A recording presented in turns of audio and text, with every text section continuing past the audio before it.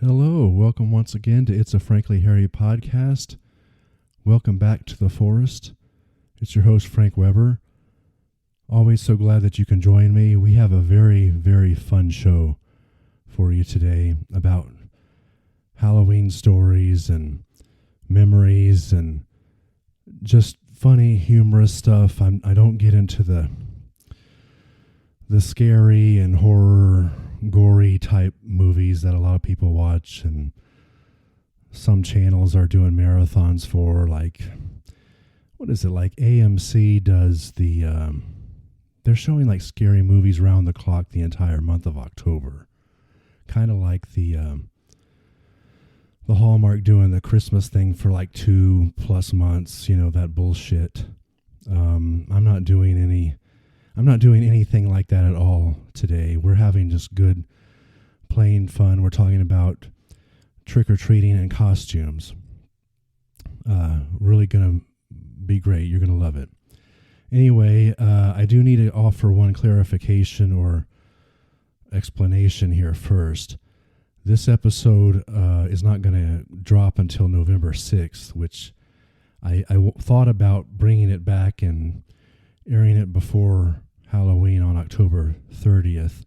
The problem is the episode that I just recorded before this has a last minute election recommendation, I'm trying to prod you in a certain way, not necessarily telling you how to vote, but how you should approach the election one last time before the election. Anyway, so if I had aired that episode on November 6th instead, the election would have already been over.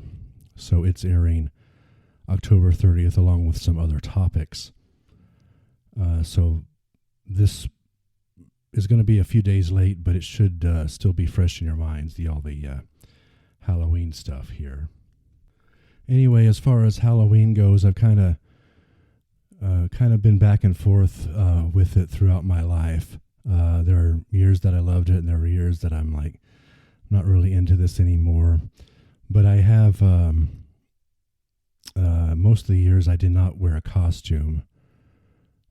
I did wear a costume as a little kid, and then I stopped wearing costumes but still went trick-or-treating, and then I stopped doing Halloween altogether, like when I was in college and dental school and some other things. And now that my wife and I have this home, we get a lot of trick-or-treaters here.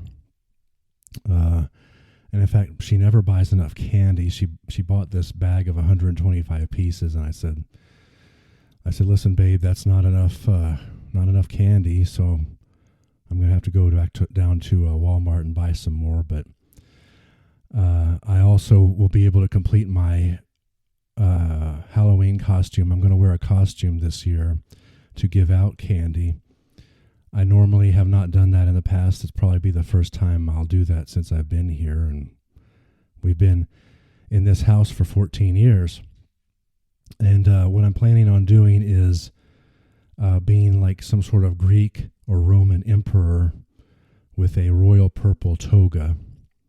So I'm going to have sandals. I'm going to have a, what do they call that thing? Laurel on my head, probably some kind of sword or scepter. And then I'm going to wear this royal purple toga. The toga, of course, is also known as a cloak at that time. And I could wear a tunic, which would just be like a white undershirt underneath it.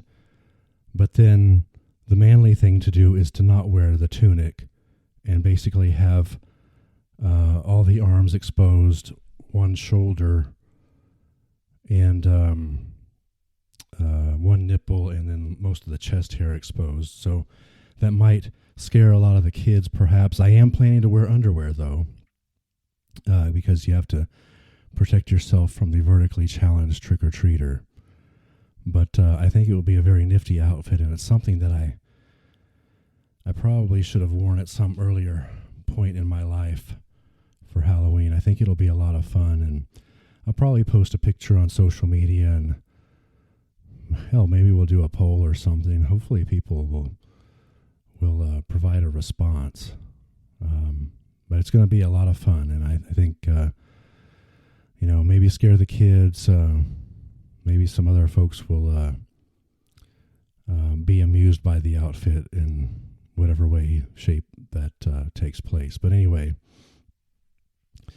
I have a few memories that I wanted to pick out outside of that, and certainly by the next episode, I think I'll tell you how all the costume stuff and Halloween went down briefly. But anyway, one of my old costumes, there was a party in dental school that the fraternities had that, big beer party, alcohol party, that sort of thing. In fact, I think I left there buzzed, which was very dangerous. But I did go as Booger from Revenge of the Nerds one time. Now, Booger, he was kind of a nasty guy who picked his nose, and he would wear these dingy T-shirts, sometimes with holes in them, and they usually had a message on them. I, for some reason, decided to write the message that he had in the second movie, which was "Who farted?" And the shirt, of course, had holes in it as well. I really should have done the one from the first movie, which was "Give me head until I'm dead." I think that probably would have been even funnier. But that was a great party. I think that was the one where I had a classmate, and I don't want to get too much. Well, that gets too serious there. But anyway, we'll just say I had this classmate who I later found out was gay. And he brought a Dallas Cowboys cheerleader to that party. I can't remember if it was the junior or senior year when it happened, but I was so jealous. And a beautiful blonde woman who was a cheerleader for the Cowboys. And then later I found out that the guy was gay, and we got into some other trouble later that I don't want to get into. But that's a big story from that Halloween party. Oh, and people did love my Booger costume, even if it was just the "Who farted" message on it. That gave them a lot of laughs. I think the other message, the "Give me head" message, would have been probably funnier, and who knows what would have happened there, with all the alcohol and drunk folks there. But anyway, so we go back a long way. I think it's a fun holiday, if you want to call it a holiday. In one way or another, whether you're trick-or-treating or giving out candy. I don't like people who use it as an opportunity to cause trouble and egg houses and do all sorts of terrible and disrespectful stuff. Obviously, as a young kid, my brother and I would go out for Halloween, and we'd have oftentimes like one of those plastic costumes from the grocery store that were very hot, and the masks, if they had a mask, usually they were very hot, and we would just be burning up in those things. I actually remembered one time we went as I guess technically we went as Bo and Luke from the Dukes of Hazzard, and they had these mass-produced costumes that were plastic and everything. And about a year ago, actually, I was in Nashville at Cooter's museum. That's Ben Jones, who played Cooter on the show. He has one of his museums is in Nashville by Opryland, and I was reminded of what that costume looked like. It looks nothing like Bo and Luke's outfits, who are, Luke is wearing blue shirt and Bo is wearing yellow like every episode. They actually look like Evel Knievel outfits. And it was really odd as to why they made them look like that. But that's really what they look like, Evel Knievel outfits. So like instead of, driving around the General Lee, we were supposed to go out and ride a motorcycle and jump 50 cars or whatever. Of course, that wasn't it at all, but so it was just super hot in those costumes. And I remember Mom, of course, was always big on safety, going out with an adult, watching for cars. You still had to watch for the cars. So sometimes it was Mom or Dad or maybe older sister, something like that, would come along with us. But I think one time I tried to pretend like I was Fonzie from Happy Days. Can't remember exactly. But you go around, of course, to the houses, and you ring the doorbell, and some people would leave candy out for taking. It's probably not a good idea if you want to ration it and give as much as you. Give one to everybody. That is, and sometimes people were not home at all, and I remember knocking on a door and hearing somebody inside saying nobody's home. And I think I was persistent and said, okay, it sounds like somebody's home, and I can't remember if they answered the door or not. But most of the time you go trick or treat, and then people would say, how about a trick? Or they'd ask you what you were supposed to be costume wise. It was a lot of fun memories, being able to get candy, which, everybody loves, even adults like me, even though I shouldn't be eating it. Which reminds me, of course, if I buy another bag, since my wife only buys one bag, we can't really eat the leftovers, but I don't want to run out and have to run to the store real quick and get some more. It's being a lot of fun, though, running Halloween here. Anyway, so at the end of the night, we go home, and this is another fun story of mine, but Mom and Dad would check our candy because she would say, like, oh, there's a lot of bad people out there. They put poison in the candy, and they put razor blades, and people will die from this stuff, and all this stuff. You can't be too careful, obviously, but anyway, so we'd go through this candy, and if anything was unwrapped, she would throw it away, which would really piss me off.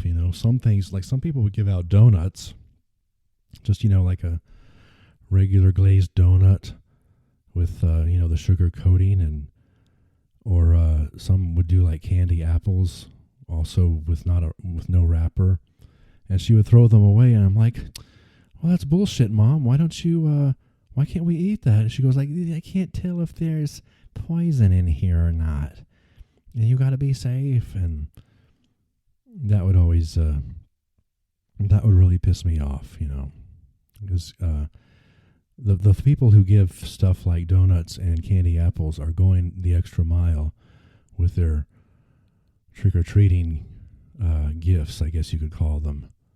And so it's kind of unfair to us, the recipients, and unfair to them that we're throwing away their candy like that.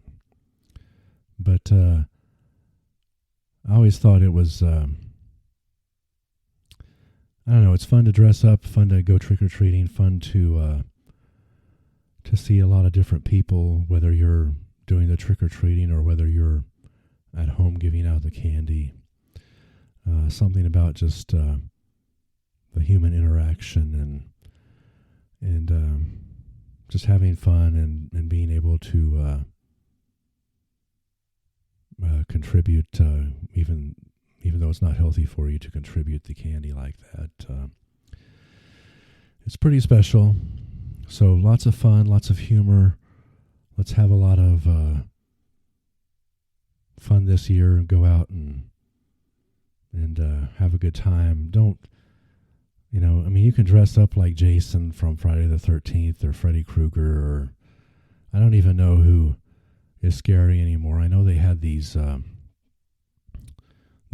movies or something that have been out the last few years, like the nun is supposed to be scary or something like that. I don't know. I guess you could dress up like that and pretend to be a real nun instead of a scary nun, but anyway, I just wanted to share you a few thoughts and stories from that. I think I've run out of things to talk about here.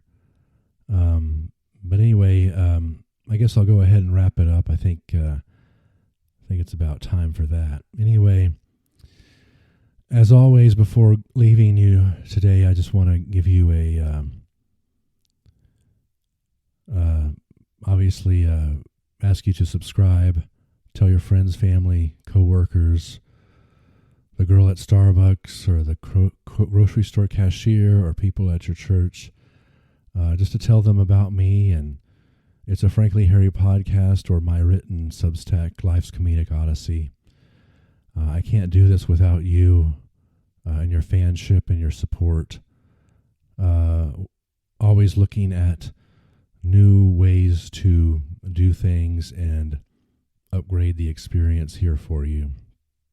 And so know that I'm always working on that. But have a happy Halloween, or I hope you had a happy Halloween by the time this comes out. And we'll see you again next week here in the forest, right here in the forest, on It's a Frankly Harry podcast. I love you. Bye. Talk to you then.